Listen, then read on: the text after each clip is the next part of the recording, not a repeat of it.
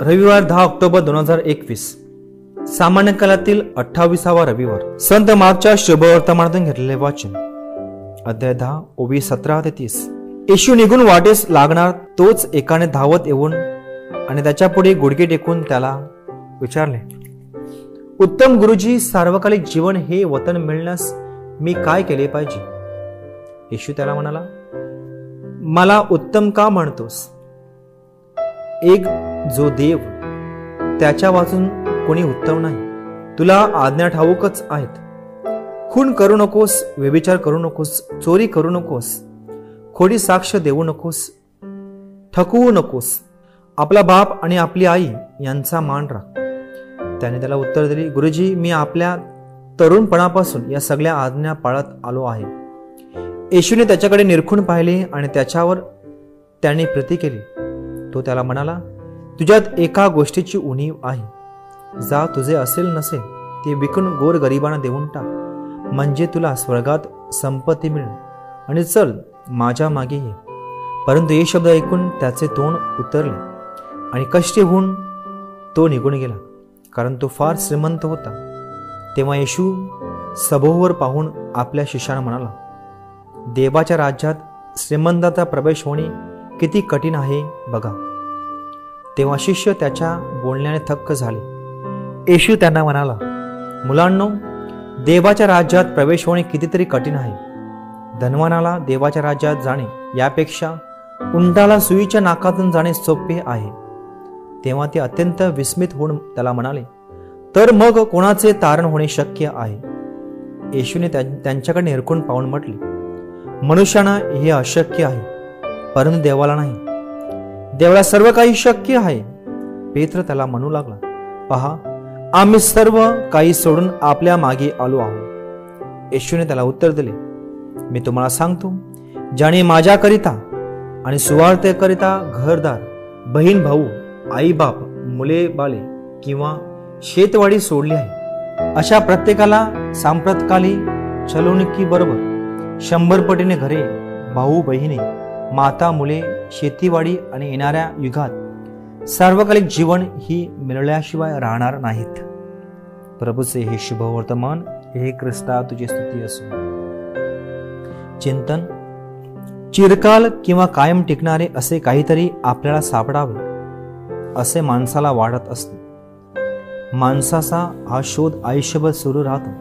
अशी एखादी गोष्ट आयुष्याच्या पूर्वधात जर आपल्याला सापडली तर माणूस आपले सर्वस्व पणाला लावून त्या गोष्टीमध्ये स्वतःला पूर्णपणे झोकून देतो आणि मग त्याच्या जीवनाचे सार्थक होते. एक, ज्ञान.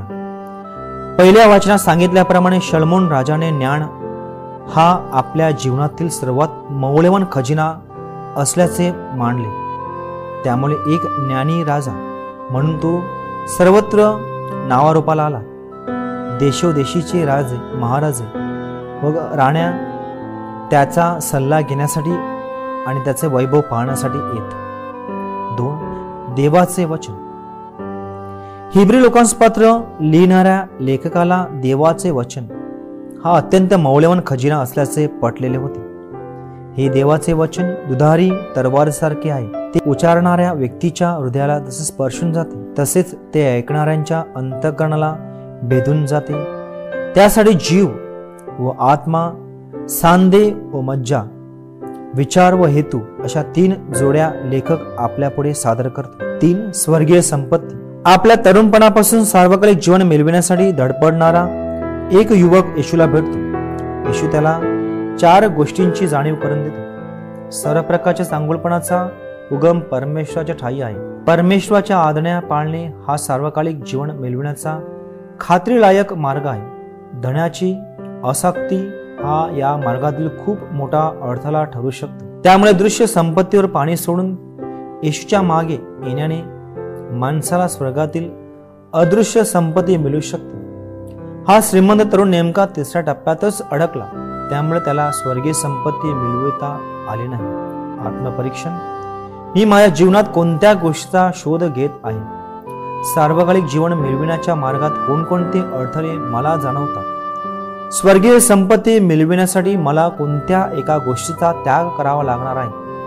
त्यासाठी मी कितपत तयार आहे.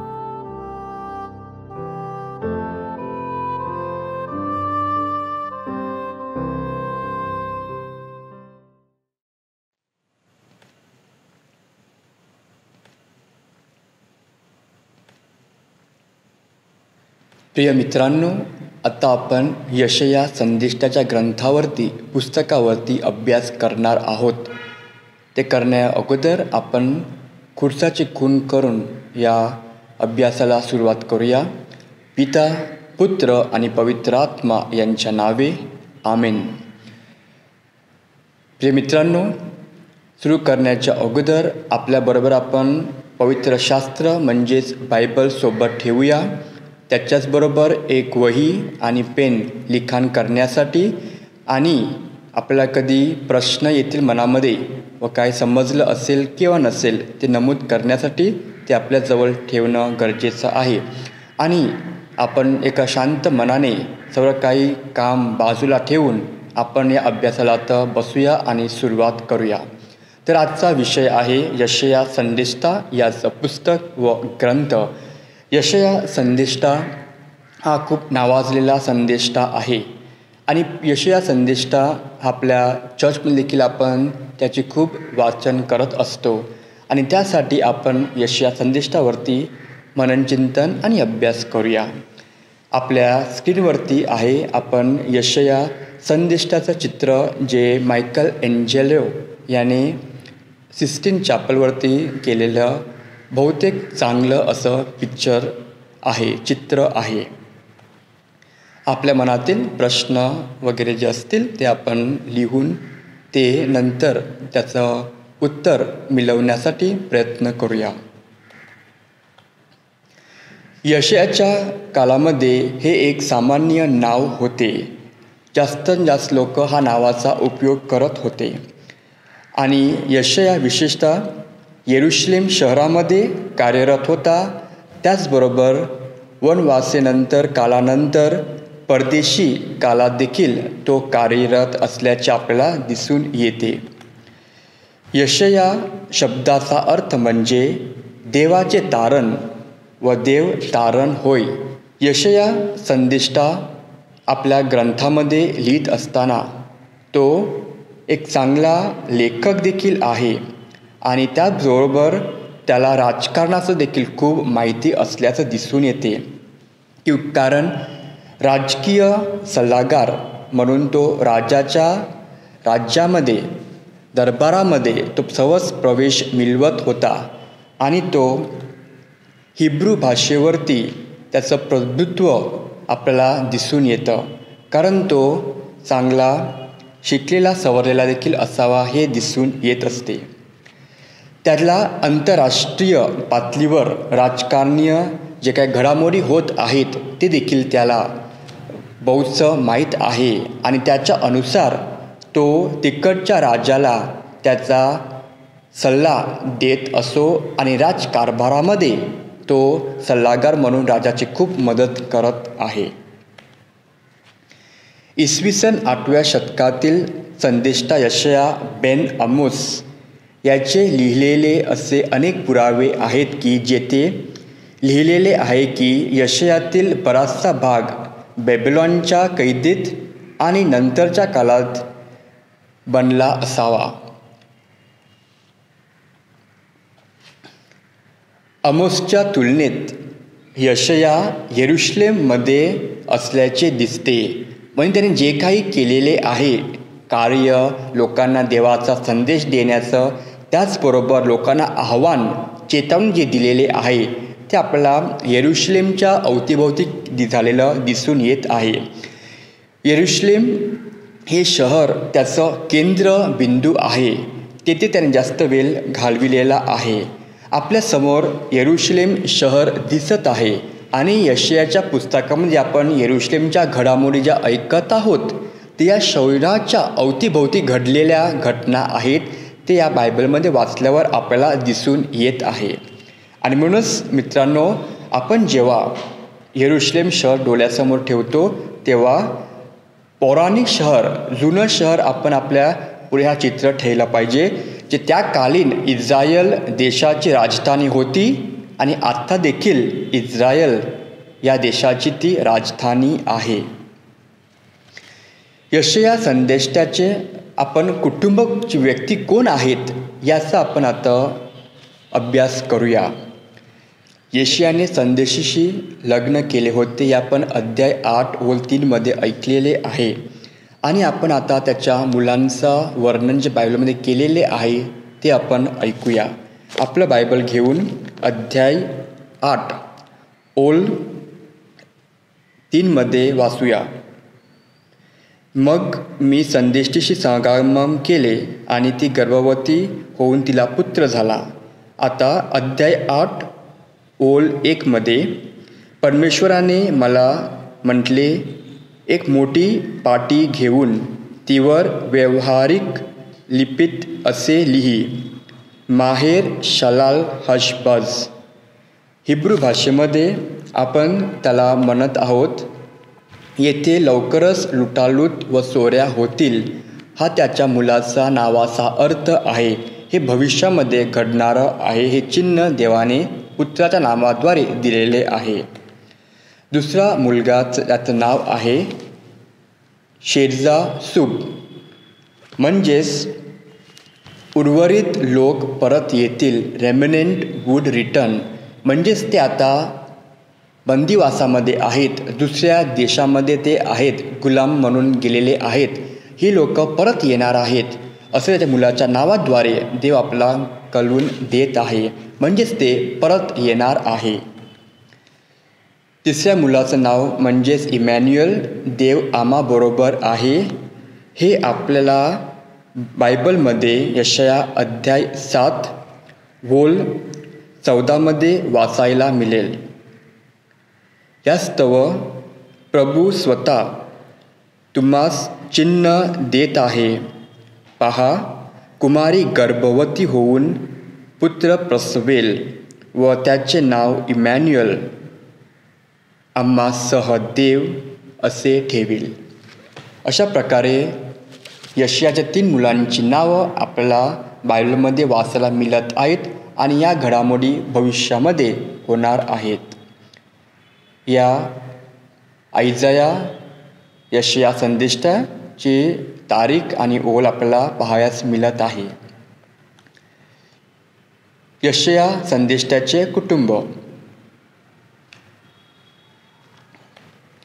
ही 3 नावे भविष्य सूचित विधानाशी संबंधित आहेत. पुस्तकाच्या बाहेर देखील यशयाचे नाव देखील नमूद केले गेलेले आहेत आणि ते आपण पाहतो की 2 राजे या पुस्तकामध्ये अध्याय 19-20 मध्ये वाचायला मिळत आहे. ते आपण आता वाचूया. तेव्हा आमोसाचा पुत्र यशया याने हेजकियल सांगून पाठविले की परमेश्वर इस्रायलाचा देव असे म्हणतो, असुराचा राजा सिनेरेब या संबंधाने तू माझी प्रार्थना केली ती मी ऐकली आहे. हे 2 राजे या पुस्तकामध्ये आपण ऐकतो. नंतर त्याचा उल्लेख दुसऱ्या एका जुन्या करारातील पुस्तकामध्ये केला गेला आहे. ते म्हणजेच 2 इतिहास, त्यामध्ये 26 अध्याय, त्यातमध्ये 22 ओळ यामध्ये आपल्याला वाचायला मिळत आहे. उज्जियाची अर्थापासून इतरपर्यंत सर्व अविष्ट कृत्य आमोसाचा पुत्र यशया संदेष्टा याने लिहिलेले आहे. संदेष्टाच्या सर्व पुस्तकामध्ये यशया संदेष्टाच्या पुस्तकाला एकूण 66 अध्याय असून संदेष्टामध्ये सर्वात मोठे पुस्तक मानले जात आहे. प्रिय मित्रांनो, जुन्या करारामध्ये आपण संदेष्टा या भाग जर आपण पाहिला तर एकूण 18 संदेष्टे आहेत आणि त्यामधले 6 मुख्य संदेष्टे आहे आणि 12 लहान संदेष्टे असे मानले जात आहे आपल्या बायबलामध्ये. आणि 6 मुख्य संदेष्टामधील सर्वप्रथम संदेष्टा जो येतो तो आहे यशया संदेष्टा, कारण हे पुस्तक सर्वात मोठं आहे. त्याचबरोबर आपण आपल्या ख्रिस्ती श्रद्धेमध्ये चर्चमध्ये वाचन या पुस्तकामधील आपण जास्तरित्या करत असतो. आमोसाचा पुत्र यशया याला झालेला दृष्टांत हे आपण यशया पुस्तकामध्ये अध्याय 1 ओळ 1 मध्ये वाचून पाहूया. यहुदाचे राजे उजिया, योथाम, आहाज, हेजकिया याच्या कालीन यहुदा व येरुशलेम याविषयी आमोसाचा पुत्र यशया याला झालेला दृष्टांत, म्हणजेच त्याने जे काही देवाबरोबर संभाषण केलं किंवा देवाचं चित्र त्याने पाहिलं ते सुरुवातीलाच नमूद केलं गेलं आहे. आणि हे आपल्याला यशया संदेष्टा यामध्ये देखील वाचायला मिळतं अध्याय 6 ओळ 1 मध्ये. उजिया राजा मरण पावला त्या वर्षी प्रभू उच्चस्थली असलेला उच्च सिंहासनावर बसलेला मी पाहिला. हे आपण ऐकत आहोत, म्हणजे यशयाने हे सर्व दृष्टांत पाहिलेले आहे. नंतर यशया अध्याय 6 ओळ 3 मध्ये आपण पाहतो की ते आलीपालीने उच्च स्वराने म्हणत, पवित्र पवित्र पवित्र सेनाधीश परमेश्वर, अखिल पृथ्वीची समृद्धी त्याचे वैभव होय. घोषणा करणाऱ्या या वाणीने उंबरठे हलविले व मंदिर धुराने भरले.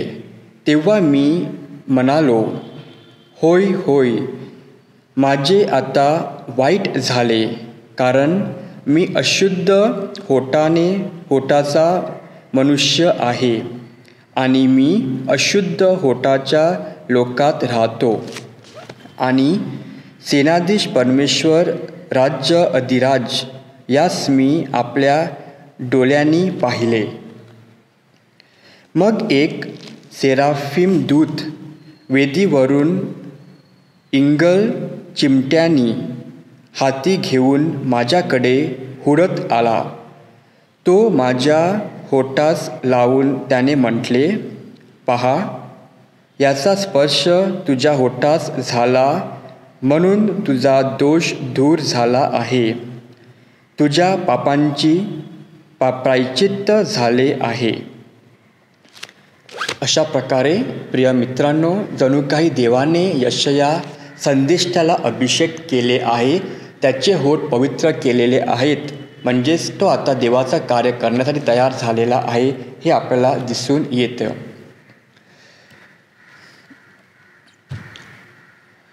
त्याचप्रमाणे यशया 6 मध्ये नमूद केलेल्या त्याच्या वचनाद्वारे व मंदिरामध्ये त्याने झालेले जे काही पाहिलेले आहे हे बघून तो आश्चर्यचकित झालेला आहे. म्हणजेच तो बराचसा वेळ मंदिरामध्ये देखील घालवत असून प्रार्थना करत असे हे आपल्याला दिसून येत आहे. तेव्हा मी प्रभूची वाणी ऐकली ती अशी, मी कोणाला पाठवू, आमच्यासाठी कोण जाईल? तेव्हा मी म्हणालो, हा मी आहे, मला पाठव. हे आपण यशया संदेश पुस्तकामध्ये अध्याय 6 ओळ 8 मध्ये ऐकत आहोत. हे सर्व काही प्रिय मित्रांनो, यशयाच्या कार्य सुरू होण्याच्या अगोदर त्याला जणू काही देवाचा अनुभव आलेला आहे. त्याने देवाला पाहिलेलं आहे, देवदूत पाहिलेले आहे आणि अशा प्रकारे त्याच्या कार्याची सुरुवात प्रभुदेव करत आहे. आता आपण पाहतो की यहुदाचा राजा आमोस याचा भाऊ अमाजियाचा मुलगा होता. आमोस आणि होशियाच्या उत्तरेकडील राज्यात सक्रिय असल्याचे मिका संदेष्टा तो समकालीन होता. इस्रायल हे त्याकालीन 2 देशांमध्ये बाटलेलं देश होतं. उत्तर इस्रायल, त्याची राजधानी समेरिया म्हणजे शमरोन, या कालामध्ये हे दुसरे संदेष्टे कार्यरत होते आणि यशया मात्र दुसऱ्या म्हणजेच यहुदा जुडेया या भागामध्ये कार्यरत होता आणि त्याची राजधानी यरुशलेम होते आणि यामध्ये यशया संदेष्टा आपलं कार्य करणार आहे. हे आपण दुसऱ्या इतिहास यामध्ये 26 अध्याय 22 ओळमध्ये वाचून पाहूया. तो वारंवार विस्डम परंपरेचा उल्लेख करतो आणि म्हणून त्याला शहाणपणाचे शीर्षक म्हणण्यात आले आहे. म्हणजेच विस्डम लिटरेचर जे आहे या पुस्तकामध्ये बायबलमध्ये त्याचाच यशया संदेष्टा खूपसा वेळ उल्लेख घेतो आणि त्याचबरोबर तो आपलं शिक्षण देखील जे तिकडचे स्कॉलर्स आहेत, स्क्राइब्स और फॅरसीज, यांच्याबरोबर तो आपलं शिक्षण देखील घेत असतो. या फॅमिली ट्रीमध्ये आपण पाहूया यशया संदेष्टाची फॅमिली, कुटुंब, ज्यामध्ये आमोस, त्याचा कझन अमेझिया, त्याचे मुलगे आणि यशया त्यांचे सुलग भाऊ हे सर्व आपल्यासमोर दिले गेले आहे. संदेष्टा आणि त्याचा वेल, त्याच्याकडे मुख्य विषय म्हणजेच सामाजिक न्याय, ज्यामुळे लोक त्रासलेले होते, लोकांना न्याय मिळत नव्हता म्हणून तो त्यासाठी लोकांसाठी रडत होता आणि लोकांना न्याय मिळवून देत होता. आणि दुसरं म्हणजे मूर्तिपूजक प्रथा आहे त्याबद्दल देखील यशया संदेष्टा लोकांना चेतावणी देतो, लोकांना त्याबद्दल आपला निर्णय बदलायला सांगतो आणि आपण एकच देवाची पूजा केली पाहिजे हे त्या लोकांस तो आव्हान सांगतो. अखेरचा राजा आहाज आणि हेजकिया यांच्या कालाशी संबंधित देखील आहे. यशया या राजांच्या कार्य चालू असताना तो लोकांना शिकवत होता. त्यामध्ये आपण ऑरेकल्स म्हणजे काय तर देवी संकेत, देव आपल्याला काय सांगत आहे, त्याचबरोबर दैविक संकेत सांगणारा धर्मगुरू, हे आपल्याला ऑरिकल्स याचा अर्थ मिळत आहे. आता आपण पाहूया इस्रायल हे देश नक्की कुठे बसलेलं आहे पृथ्वीच्या नकाशावरती. तर आपण त्याला पाहूया यशया खंडामध्ये. त्याला आपण आपल्या साईडने आपण वेस्ट एशिया म्हणतो, त्या भागामध्ये अरबी देशांच्या भोवती असलेलं हे राज्य आहे. या आपला यशया खंड, इजिप्त, सौदी अरेबिया त्याच्यावरती छोटंसं असं हा देश आहे. आणि आपण आता पाहूया इस्रायल देशाची भौगोलिक रचना. त्याची राजधानी यरुशलेम असे आहे. त्याच्या ब्लू रंगाचा कलर जो आहे तो म्हणजेच भूमध्य सागर, मेडिटेरेनियन सी, ज्यामुळे इस्रायल लोक त्यांचं कार्य करत असत, व्यवहार करत होते. आणि त्याच्या अवतीभोवती लेबनॉन उत्तरेकडे, सिरिया ज्याचा आपण आराम हा देशाचं नाव आहे, आणि डेड सी मृद सागर देखील त्याच्या पूर्वीकडे आहे, आणि जॉर्डन हे राज्य हा देश देखील त्या भागास आहे, आणि इजिप्त दक्षिणेकडे असलेलं हे राज्य आहे. आणि ह्या सर्व अवतीभोवती घडामोडी होत असताना इस्रायल या देशावर देखील बहुतचा परिणाम त्यावेळीस होत आहे. आणि अशा प्रकारे इस्रायल या नदी, या समुद्र आणि देशांच्या अवतीभोवती असणारं हे छोटंसं लहान असं देश आहे. ही ब्लू रंगाची रेष आहे, हे इस्रायलला उत्तर आणि दक्षिण इस्रायल म्हणून दोन विभाग असे करत आहे. म्हणजेच वरचा जो भाग आहे तो उत्तर इस्रायल, ज्याची राजधानी समेरिया आहे. दक्षिणी इस्रायल, ज्याला आपण जुडा म्हणतो, त्याची राजधानी यरुशलेम ही होणार आहे. आता आपण यशया संदेशाचे जे भाग आहेत त्यावरती आपण अभ्यास करूया. सर्वात पहिला भाग आहे तो प्री एक्झिलिक प्रॉफिट, म्हणजे ते असिरियन राज्य आक्रमण करण्याच्या अगोदर असलेलं ही कालावधी आहे, ज्यामध्ये यशया यरुशलेममध्ये आहे आणि तो आपलं काम करत आहे. हे इसवी सन पूर्व 8व्या शतकामध्ये घडलेल्या घडामोडी आहे आणि असिरियन साम्राज्य हे बलवान होत गेल्यानंतर इस्रायल देशावरती नंतर आक्रमण करणार आहे. आणि तेव्हा आपण हे सर्व जे काही घडामोडी होत आहे ते आपण पाहण्याचा प्रयत्न करूया. प्रिय मित्रांनो, फक्त यशया संदेष्टाच कार्यरत होता त्या कालामध्ये असे नाही, तर त्याच्याचबरोबर आमोस, होशेया, पहिला यशया आणि मिका हे देखील त्याच टायमामध्ये वेळेस कार्यरत होते यरुशलेम इस्रायल या देशामध्ये. यशयाच्या पुस्तकात नमूद करण्यात आलेले राजे. यशया अध्याय 1 बोल 1. यहुदाचे राजे उज्जिया, योथाम, आहाज व हेजकिया याच्या काली यहुदा व यरुशलेम याविषयी आमोसाचा पुत्र यशया याला झालेला दृष्टांत. सुरुवातीच्या पुस्तकामध्येच आपल्याला दिलेला गेलेला आहे की 4 राजे त्या कालामध्ये होते. उज्जिया, आहाज, योथाम आणि हेजकिया हे 4 राजे त्या कालामध्ये होते. आता आपण थोडा अभ्यास करण्याच्या अगोदर आपण कशा प्रकारे समय टाईम मोजतो हे पाहण्याचा प्रयत्न करूया.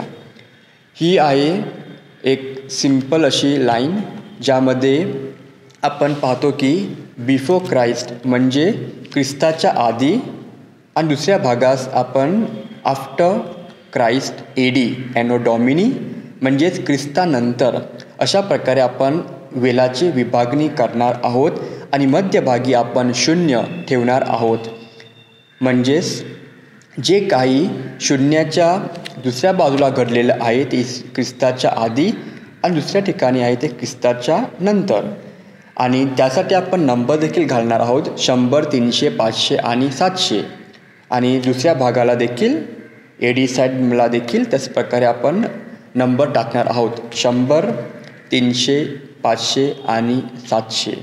परंतु जेव्हा आपण इसवी सन पूर्व ख्रिस्ताच्या आधीचा काळ जेव्हा आपण वाचतो तेव्हा आपण उलट्या मोजत असतो. म्हणजेच 700, 500, 300 आणि 100 अशा प्रकारे आपण वेळची मोजणी करणार आहोत.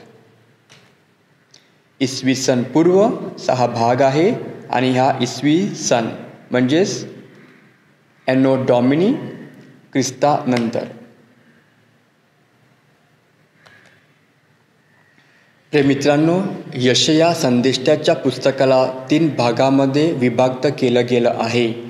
पहिला यशया, दुसरा यशया आणि तिसरा यशया म्हणजेच प्रोटो, ड्यूट्रो अँड ट्रिटो यशया अशा प्रकारे 3 विभाजन केलं गेलं आहे. आत्ता आपण पहिला यशयावरती थोडा अभ्यास करूया. पहिला यशया त्यामध्ये अध्याय 1 ते 39 नमूद करण्यात गेले आहेत आणि हे सर्वात मोठा भाग या पुस्तकाचं आहे.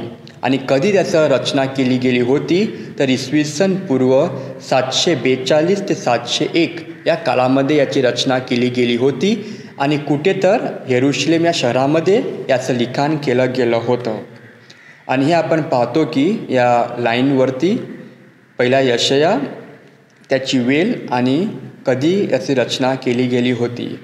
त्याचप्रमाणे आता आपण पाहूया की पहिला यशया म्हणजेच प्रोटो यशया 1 ते 39 अध्याय यामध्ये आपण पाहतो की असूर साम्राज्य 8व्या शतकामध्ये बलवान व शक्तिशाली झाल्यानंतर तो इस्रायलवरती आक्रमण करून त्यांना बंदिवासामध्ये घेऊन जात असते आणि त्या काळचा त्यांचा हा राजा आहे. त्याला आपण प्रोटो यशया असं देखील म्हणत आहोत. आणि हे मूळ यशयाचेच शब्द आहेत, दुसरे कोणीनंच त्याची रचना केली गेली नाही.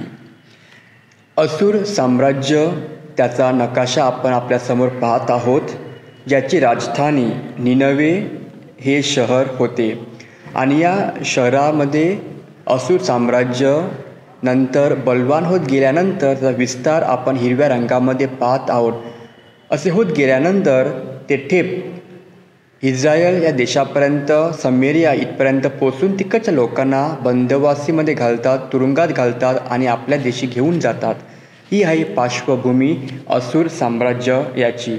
आणि हे होत असताना आपण पाहतो की इस्रायल ही लोक खूप दुःखी होतात, त्यांचा जणू काही पराभव होत आहे. आपल्यासमोर आपण पाहत आहोत समेरिया या शहराचं चित्र नकाशा आणि हे आहे इस्रायल देशाची राजधानी त्या कालीन. त्याचं नाव आपण शम्रोन असे म्हणतो. यशायाच्या पहिल्या पुस्तकाचा भाग अध्याय 1 ते 39 यामध्ये आपण 2 विभाग पाहू शकतो. अध्याय 1 ते 35 मध्ये भविष्यवाणी केली गेली आहे आणि या भविष्यवाणीमध्ये आपण पाहतो की जेरुसलेम या शहरावरती जे अनिष्ट येणार आहे त्याबद्दल भविष्यवाणी केली गेली आहे. दुसरं म्हणजे येरुशलेमचा उद्ध्वस्त होण्याचे भाकीत देखील केले गेले आहे. द्राक्षवेलीचा दुष्टपणा देखील भाकीत केले गेले आहे. त्यानंतर येरुशलेमला झालेले दर्शन आणि पाचारण यावरती भविष्यवाणी केली गेली आहे. त्याचबरोबर इतर राष्ट्र जे आक्रमण करणार आहेत त्याबद्दल देखील यामध्ये भाकीत आपल्याला केले गेले आहे. दुसरा अध्याय 36 ते 39 यामध्ये परिशिष्टाचे ऐतिहासिक कथन देखील केले गेले आहे. अशा प्रकारे या भागाचे 2 भाग आहेत आणि आता आपण थोडा विस्तारमध्ये याचा अभ्यास करूया. विस्तृत विभाजन अध्याय 1 ते 12 यहुदा आणि येरुशलेमच्या विरुद्ध भविष्यवाणी. प्रिय मित्रांनो, या भागामध्ये आपण खूप भविष्यवाण्या ऐकणार आहोत. तुम्ही नंतर हे आरामात आपल्या बायबलमधून वाचू शकता की या 12 अध्यायामध्ये 12मध्ये आपण ऐकणार आहोत की कशा प्रकारे त्यांच्यावरती जी भविष्यवाणी केली गेली आहे त्याबद्दल ते भाकीत कशा प्रकारे खरं होत आहे आणि येरुशलेम, बॅबिलॉन आणि दुसरे जे देश आहेत, शहरं आहेत यांच्यावरती आक्रमण होऊन त्यांचा नाश होणार आहे. हे जणू प्रकारे एक द्राक्षवेल जी लावलेली आहे ती फल ना देणारी द्राक्षवेल ठरणार आहे आणि तिला जसं मुलातून आपण काढून फेकतो तशा प्रकारे ही भविष्यवाणी केली गेली आहे. अध्याय 13 ते 23 यामध्ये राष्ट्राविरुद्ध ऑरेकल्स हे आपल्याला भाकीत केलं गेलं आहे. तिसरा अध्याय 24 ते 35 आशा आणि तारणाची भविष्यवाणी याबद्दल भाकीत केले गेले आहे. म्हणजेच जे काही वाईट घडलेलं आहे आता तुम्हाला एक आशा आणि तुमचं तारण कसं होणार आहे याबद्दल भविष्यवाणी केली गेली आहे. आणि शेवटचं आहे अध्याय 36 to 39 परिशिष्टा म्हणजेच अपेंडिक्स आणि सप्लिमेंट एक्स्ट्रा रायटिंग्स इथे केली गेलेली आहे लोकांना संबोधन करण्यासाठी. प्रिय मित्रांनो, आता आपण दुसरा भाग बघूया. म्हणजेच हा भाग आहे द्वितीय यशाया, सेकंड आयजाया. हे झालेलं आहे एक्झिलिक पिरियडमध्ये ज्यामध्ये एक्झिलिक प्रॉफिट्स कार्यरतमध्ये येतात. म्हणजेच जे देशाच्या बाहेर गेलेले आहेत, हद्दपार गेलेले आहेत, गुलाम म्हणून गेलेले आहेत, अशा या वेळेस प्रॉफिट्स संदेष्टे तिथे येऊन देवाचा संदेश लोकांना देत आहेत. ते आहेत जर्माया, एझेकियल, ओबाडिया आणि दुसरा यशाया. ही लोक तिथे येऊन आपल्या लोकांना सांत्वन देत आहेत, आशा देत आहेत, एक नवी उमंग, एक नव्या जोश त्या लोकांमध्ये निर्माण करत आहेत.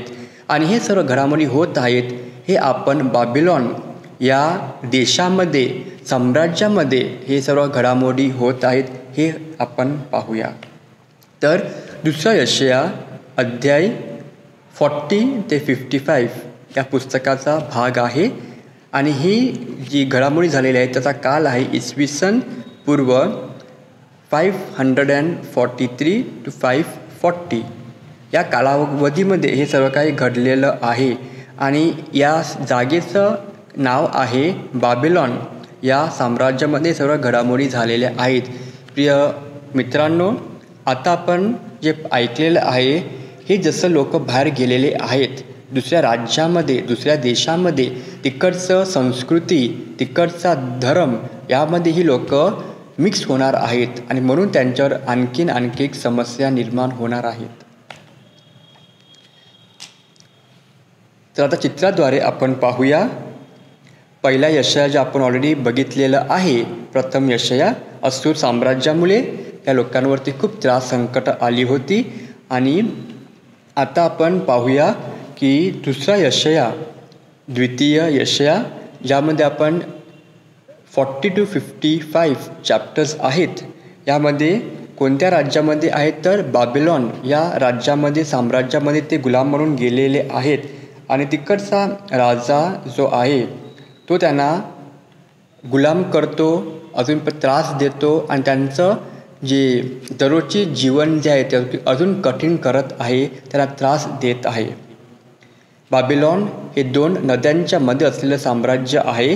टिग्रिस अँड युफ्रेटिस, त्याला जुन्या काळामध्ये मेसोपोटेमिया असं देखील नाव पडलेलं आहे. आणि नंतर बाबिलॉन हे शक्तिशाली आणि बलवान होत गेल्यानंतर यामध्ये विस्तार होत जातो आणि अशा प्रकारे ते थेप इस्रायल नंतर जुडेया या प्रांतापर्यंत येऊन या लोकांना ते बंदिवासामध्ये घेत जात आहेत. आणि अशा प्रकारे प्रेमितांना आपण पाहतो की ते येरुशलेमवरून नंतर समेरिया आणि असं करत ते नंतर आपल्या देश बाबिलॉन इथपर्यंत ते पोचत आहेत.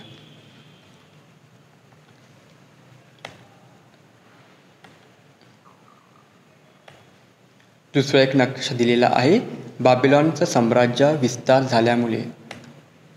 आता आपण पाहूया तिसरा टप्पा, म्हणजेच पोस्ट एक्झिलिक प्रॉफिट्स, म्हणजेच जे एक्झाईलमध्ये होते, ते दुसऱ्या देशामध्ये होते, हद्दपारच्या बाहेर होते, ते आता परत आपल्या देशामध्ये यायला त्यांची सुरुवात होत आहे. हा तो काल आहे आणि यामध्ये आपण पाहतो की हगाई, फर्स्ट झकराया, तिसरा यशया, मलाकी, जोएल आणि सेकंड झकराया अशा प्रकारे हे प्रॉफिट्स, संदेष्टे या काळामध्ये कार्यरत आहेत. आणि तिसरा यशया आपलं पुस्तक यामध्ये लिहित आहे.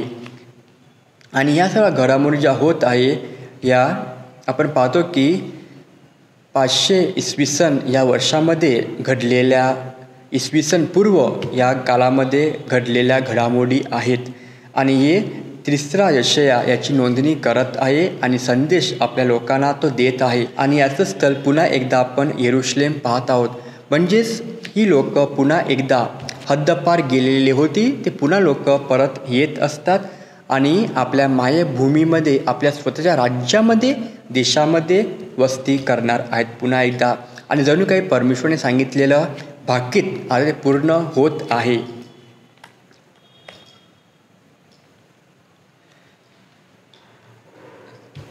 तर तिसरा यशया आपल्याला सांगत आहे की पर्शियन हे साम्राज्य बलवान होतं आणि नंतर बॅबिलॉनवरती आक्रमण करून बॅबिलॉन पराभूत होते आणि पर्शिया साम्राज्य उदयास येतं आणि त्याची सत्ता आणि त्याच्या बाउंड्रीज अजून मोठ्या होत जातात. आणि अशा प्रकारे सायरस तिकडचा राजा जो आहे तो या लोकांना एक मसिया म्हणून प्रकट होतो. जणू काही त्यांना तो परत घरी नेण्यासाठी परवानगी देतो. तितकंच नाही तर गेल्यानंतर त्यांचं जे मंदिर जेरुसलेमचं आहे ते उद्ध्वस्त झालेलं होतं, ते पुन्हा एकदा बांधण्यासाठी त्यांना आर्थिक मदत देखील देत असतो. तशा प्रकारे तिसरा यशया आपलं सांगत आहे आशा आणि देवाने सांगितल्यावरती विश्वास ठेवल्याने आपलं जे काही गेलेलं, गमावलेलं आहे ते देवाला परत जसं होतं तसं देणार आहे. अशा प्रकारे पहिला यशया जे काही भाकीत केलं होतं. जे अनिष्ट होणार आहे त्याचं भाकीत पूर्ण होतं. नंतर बाबेलच्या काळामध्ये ते लोक गुलामगिरीमध्ये राहतात, दुःखामध्ये राहतात. तिसऱ्या रशियामध्ये त्यांना पुन्हा एकदा त्यांची जी मायभूमी होती, त्यांचं जे देश होतं तिथे यायला परवानगी मिळते आणि ते आनंदाने परत आपल्या मायदेशी येत असतात. अशा प्रकारे यशायाचं पुस्तकचं विभाजन केलं गेलं आहे. हे आहे पर्शियन राज्य साम्राज्य, त्याचा विस्तार होत जातो. सायरस त्याचा राजा आहे, ज्याने त्यांना पुन्हा एकदा आपल्या मायभूमी जाण्यास परवानगी दिली आणि त्यांचं मंदिर देखील उभारून दिलेलं आहे.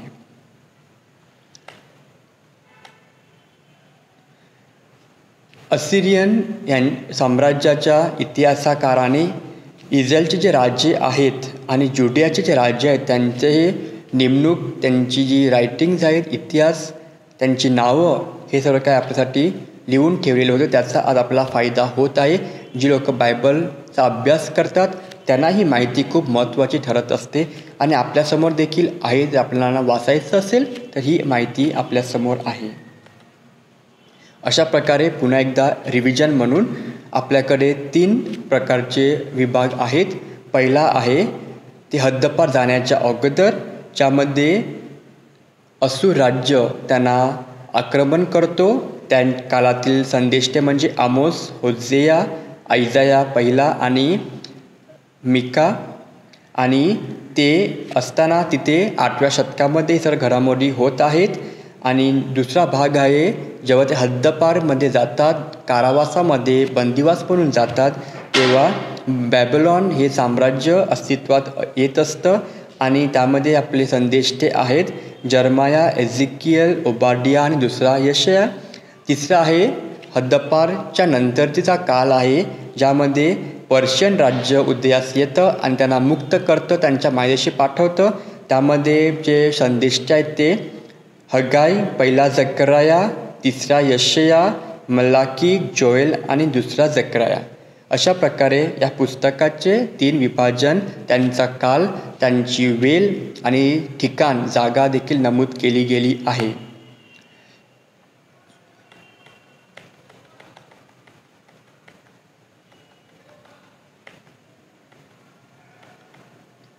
आपल्या पुढे जर काही प्रश्न असतील तर आपण त्यांचं नोंद करून आपल्या पुस्तकामध्ये नंतर माझ्याशी संपर्क करून त्याचं उत्तर मिळवू शकता. नाहीतर तुम्ही फादर लेझलीशी देखील संपर्क करून याचं उत्तर मिळवू शकता. आपण पुढे जाऊया.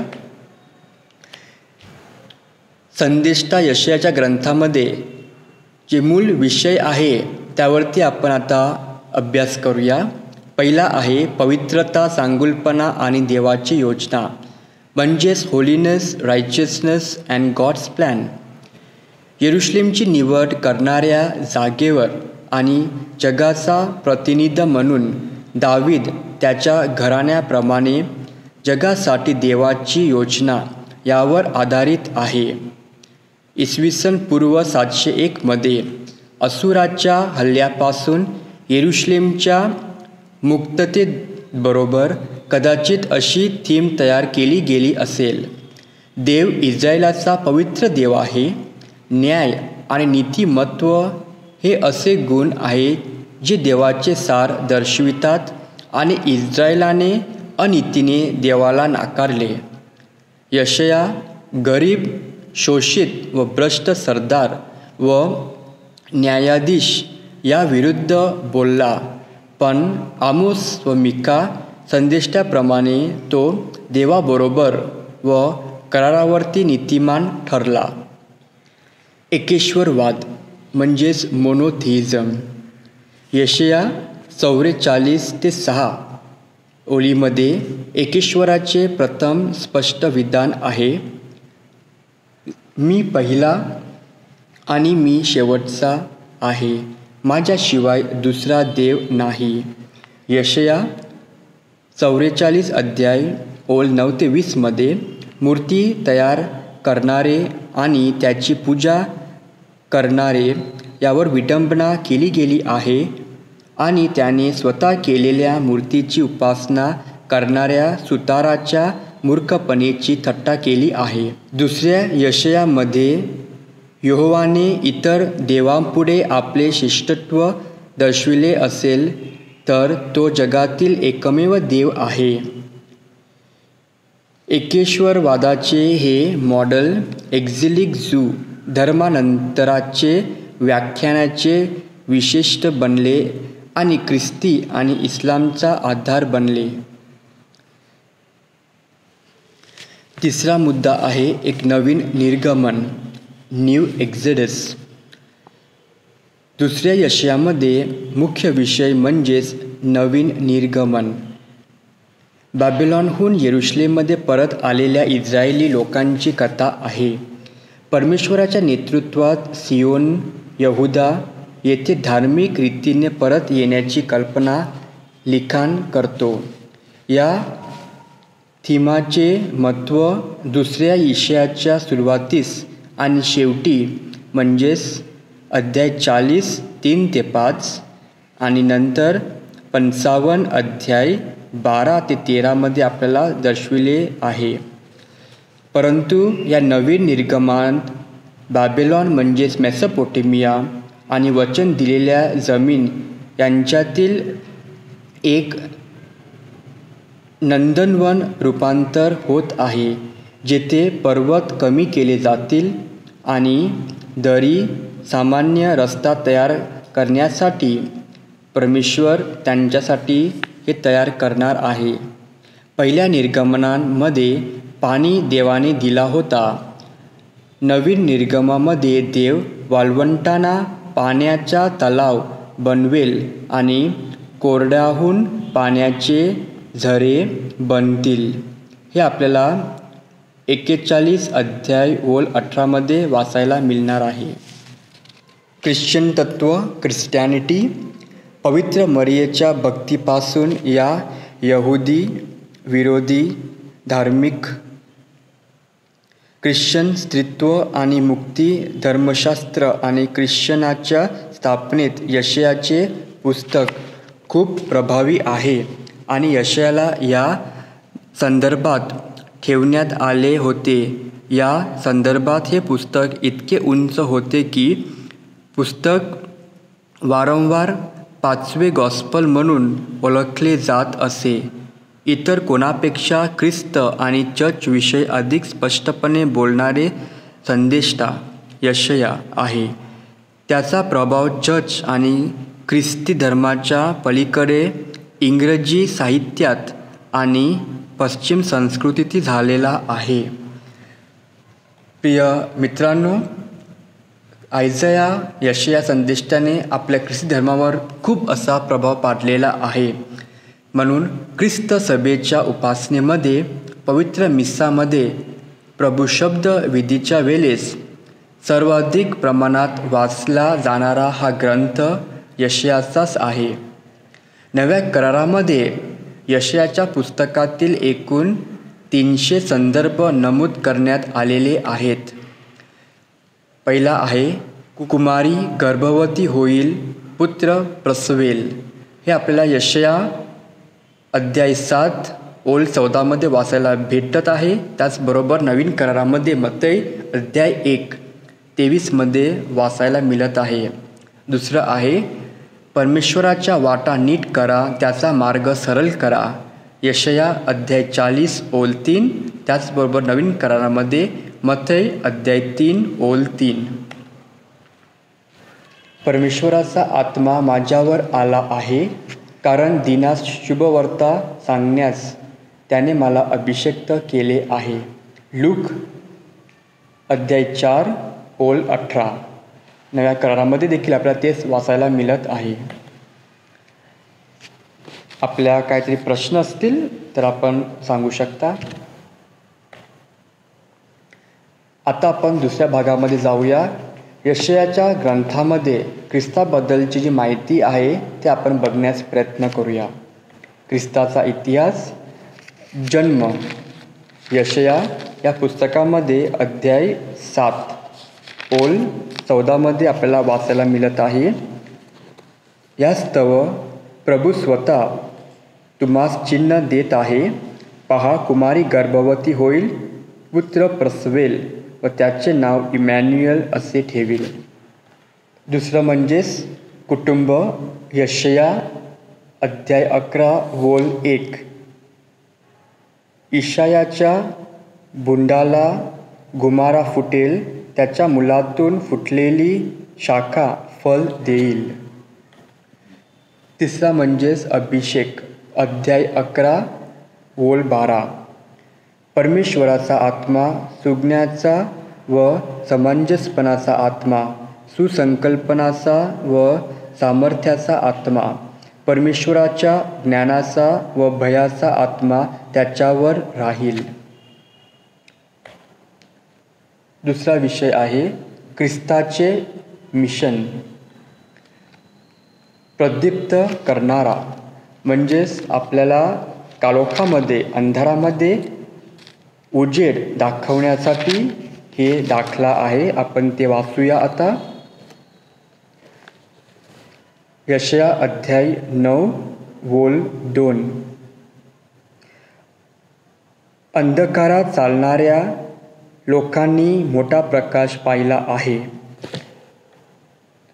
दुसरं आहे न्यायाधीश. न्यायाधीश. यशया अध्याय 11 वोल 3. परमेश्वराचे भय त्याला सुगंधमय होईल. तो डोळ्यांनी पाहील, तेवढ्याने वरूनच न्याय करणार नाही. कानांनी ऐकेल, तेवढ्यावरूनच तो न्याय करणार नाही. कायदाकर्ता अध्याय 42 वोल 4. पृथ्वीवर न्याय स्थापीपर्यंत तो मंदवणार नाही, भागणार नाही.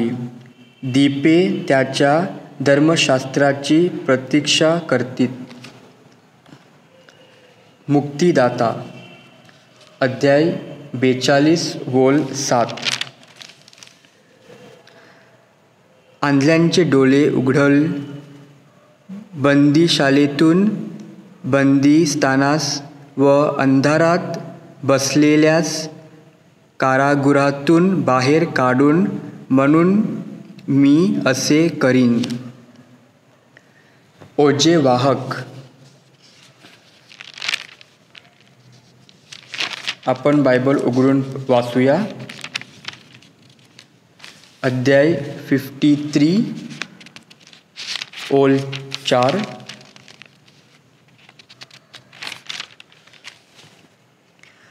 खरोखर आमचे व्याधी त्याने आपल्यावर घेतले, आमचे क्लेश त्याने वाहिले, तरी त्यास ताडा केले. देवाने त्यावर प्रहार केले व त्याला पिडले, असे आम्ही त्याला लेखले. दुःखी तारणहार. खालील अध्याय 53 ओल 5. खरे पाहिले असते तो आमच्या अपराधामुळेच घायल झाला, आमच्या दोषांमुळेच ठेचला गेला. आम्हा शांती देणारी अशी शिक्षा त्याला झाली.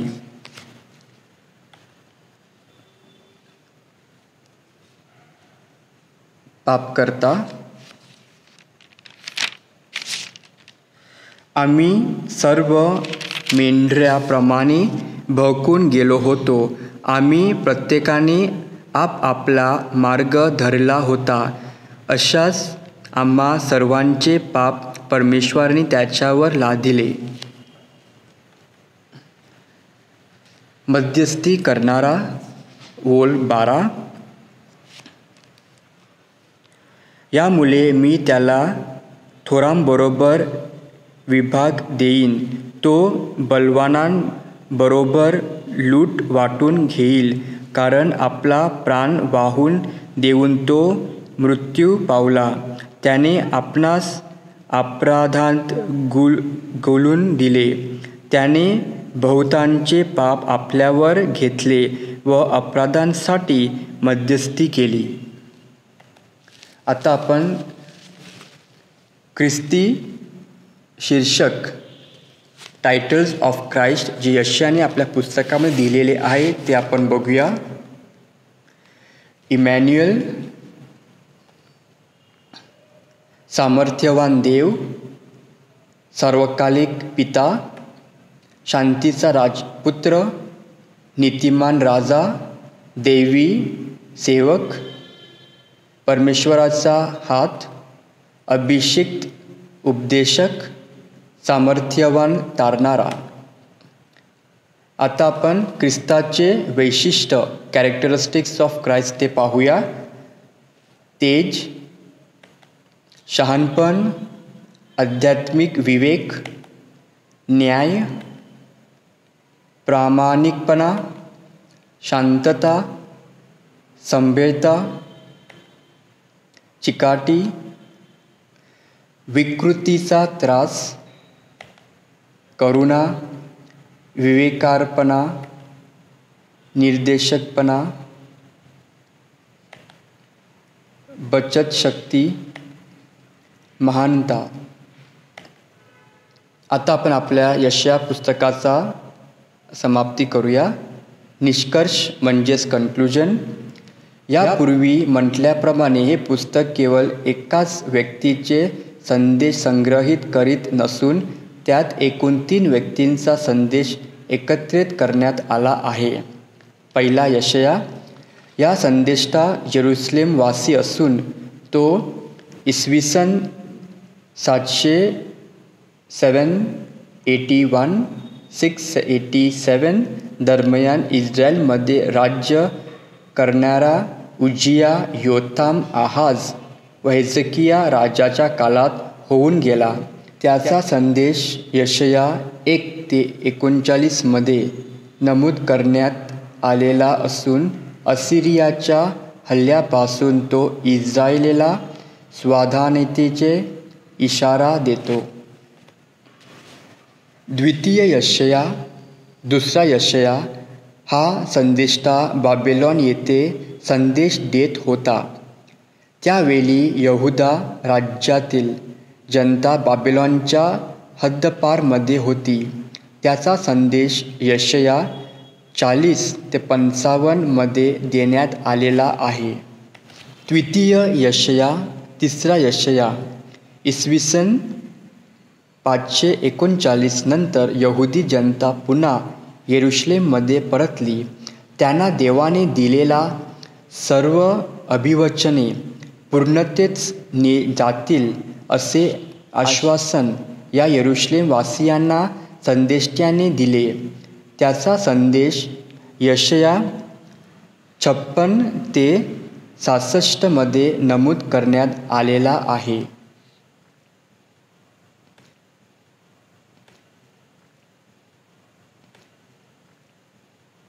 प्रिय मित्रांनो, आपण आता यशयाच्या ग्रंथावरती अभ्यास केलेला आहे.